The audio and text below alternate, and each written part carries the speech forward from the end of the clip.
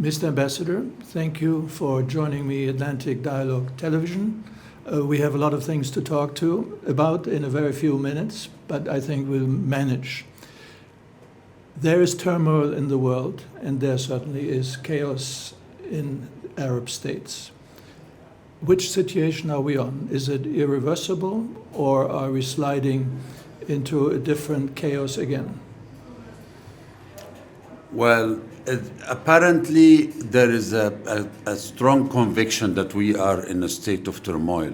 If you look at the events that took place over the past few weeks, the Mediterranean dialogue that took place in Rome with the attendance of many high officials also was under the rubric, we are in turmoil, what is next? Then this Atlantic dialogue is we are at turmoil, what is next? And at the same time, there is the Aswan Forum in Egypt, that African Union and the Africa is in turmoil, what's next? So there are three, Mediterranean and Atlantic and Africa, that feel that we are in turmoil. So we are in turmoil. And that turmoil is caused by different factors for different parts of the world. For some part at a global level, as was discussed here in one of the plenaries yesterday in the dialogue, it is the rise of populist leaders. The many leaders in many parts of the world are now coming on a popular agenda that is achieving much more to the poor and needy, so that gaining much more support for their election and their re-election. But you're talking about populist leaders, but many Arab countries don't even have leaders which seem to be leaders. If you look at Iraq, if you look at Syria, if you look at Libya, there is no populist leader, there's chaos. So why does, you worked for a long time at you still are working for the Arab State Organization, so why is there no solution on that part? No, the situation in the Arab world is much different than the other situations around the world, and let us get it back to where what the so-called the Arab Spring started in 2011. And the wave of changes that happened in different Arab countries. Some Arab leaders decided to leave voluntarily their positions and go somewhere else. Some of them decided to leave and to stay and stand trial. Some of them fought back and got killed. Some of them disappeared. So there is different countries and different cultures in dealing with this situation. But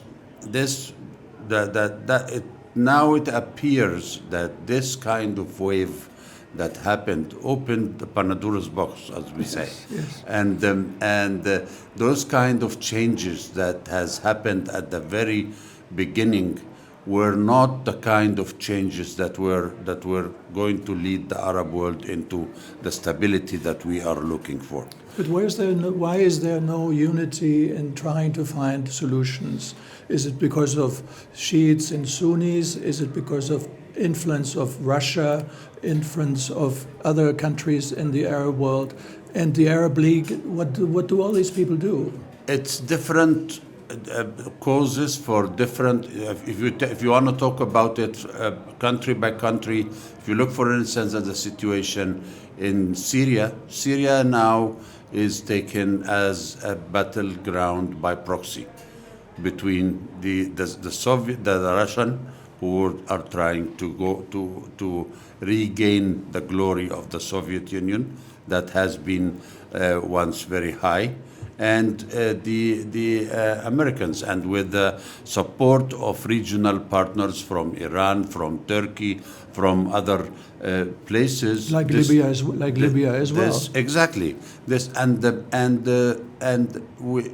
Because of the decision by the League of Arab States, my organization, to suspend Syria from the membership of the organization, the League of Arab States cannot play much more active role. Why not? So because Syria is suspended, and the Syrian government feel that as long as we are suspended, why should the Arab League play a role if we are suspended in its membership? Yes, but let's And talk that about is- Libya also.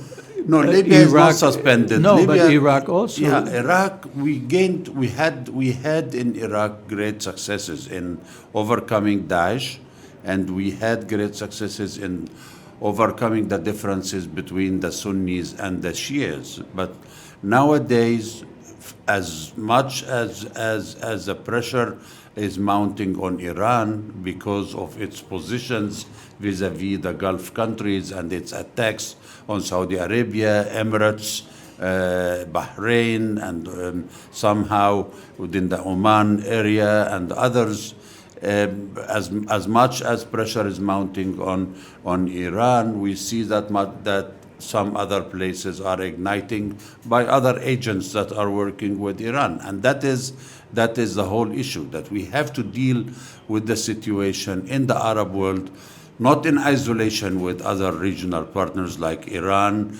like Turkey, like others, but in accommodation of all what the regional partners can do and all what they cannot. And the Arab League as an organization is run by consensus rules.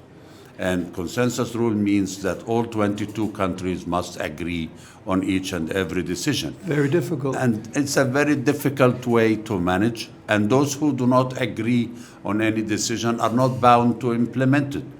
And you find yourself in a situation like when you are in the Security Council and you have one of the permanent members casting a veto against any of the decisions, and you don't know whether this decision is going to be implemented or is not going to be implemented. But excuse me, the war in Yemen, for example, it's an Arab war. Why is there no solution from your organization possible or intervention possible? Is it impossible to stop the war? It's not impossible. Listen, I mean, the Arab League as an organization does not have the capacity to intervene into any of the member states of the organization. There is a big difference here between the Arab League and the African Union. The African Union that was established in 2000, following the Organization of African Union, the big difference was that Organization of African Union that was established in 1964 was built on the principle of non-intervention and non-interference in the internal affairs of African countries. But African countries realized that this is not going to solve the problem, and this is not going to make it an effective organization. So they decided to move into the principle of non-indifference. And non-indifference means that I will interfere in the internal affairs of any country as long as I am protecting the interests of the global African continent. Okay. And that is what the African Union advantage is. And that they have now standby forces. They have a Peace and Security Council. They can suspend countries from their membership. They can interfere. They can send peacekeeping operations. They send mediators. They have a Council of the Wise. They have a mediation capacity. They have a post-conflict council. So there is a lot of capacities. Aren't you jealous? I am jealous. I am, as a person, yes. But the decision to move the League of Arab States from this type, from the status quo that we are in now, into this type of advanced action that is taken, it's a decision of Arab member states. It's not a decision of high officials in the Secretariat or the Secretary General of the League of Arab States, who is and a regional or public servant. But what is the solution if even two very noble nations like Saudi Arabia and Qatar don't even speak to each other anymore and blockade? They have the blockage between the two. So if they're not even there, have a solution. What is the solution for all these turmoils? You have turmoil now, yesterday were the elections in Algeria with 39% people voting only. You have Libya. You can go through all these countries. What is the solution? Isn't that overwhelmingly difficult? It's not. It's never difficult if there is a will. And if there is a will to settle the dispute between the four countries and Qatar, this dispute is going to be settled. And I can see some signs of starting to ease up this kind of, including during the last summit of the Gulf Cooperation Council and the warm reception that came in the media that we all saw on TVs to the Qatari delegation in Riyadh, Saudi Arabia, attending the summit by His Majesty the King of Saudi Arabia. So we can see some sort of opening in this regard. But also, again, we need in the Arab world a lot more than good relations among countries. We need structural arrangements that would allow the regional structures to be able to play its needed role in order to protect the interests of this area and of this organization, and to help the Arab countries implement what they want to do from social, economic, and political development. And that brings me to the point that we need our own agenda. The African Union has Agenda 2063, and that's an agenda that is far-reaching and ranging, and it is different than the UN Agenda 2030. And so we need in the Arab world to have our own agenda. What is stopping you? Nothing's stopping me, but not we are as organization working under the instruction of member states. So if member states would meet in the next summit or in the next ministerial meeting and decide that we are going to draw our own agenda for the future for the next 50 years, like the African Union has done, I'm sure that we in the Secretariat, with the support of many experts from our region, and there are many, including many that are attending here in this forum, and we can draw together this agenda that we can take as a basis for our work in the future. Also, we can activate and we can have a lot of commonalities with other regional organizations and with the United Nations. We, on our part, as Arab League, we are intensifying our relations with the United Nations, and we are getting into better understanding of what is required from us at our level and at our capacities at the current moment. But if you look now at these countries we mentioned, Iraq, Syria, the Kurdish problem, of these hundreds of thousands of refugees in the Middle East, who takes care of those? The Arab League? No. No. The Arab nations? No. The High Commissioner, the United Nations High Commissioner for Refugees, and the UNRWA with regard to the Palestinian But under the UNRWA, Palestinians have been cut the funds by the United States. So there is a problem. Even with the funds that have been cut by the United States, Arab countries have compensated this. You see, you mentioned the issue between Saudi Arabia and Qatar. Saudi Arabia, Qatar, Kuwait, and United Arab Emirates paid the $300 million that the U.S. cut from funding of UNRWA. Even though sometimes they don't talk to each other.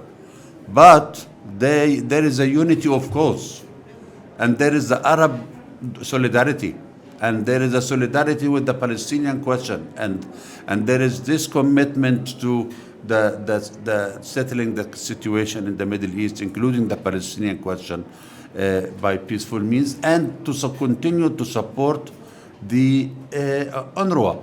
And even though with the Americans that have got those $300 million, UNRWA renewal, UNRWA get renewed every three years. UNRWA, I just came from New York, and UNRWA has gotten renewed by 171 vote in the General Assembly, meaning that there is 171 countries out of 193 is supporting UNRWA. And the other are abstaining for reasons by the United States and by others. And that is compared to 160 3 years ago. So there is that you can't judge it just by the decision of the United States to say that there is this support or there is not that support. No, you have to judge it based on how, and that is where the beauty of multilateralism is. That's the question, the final question. Are you optimistic there will be solutions soon, or it takes a long time to find peace and find stability? Short answer. I'm always optimistic. I'm never pessimistic, and I feel that multilateralism, whether at the global level or at the regional level or even at the sub-regional level, is competent of reaching better results. Mr. Ambassador, thank you very much.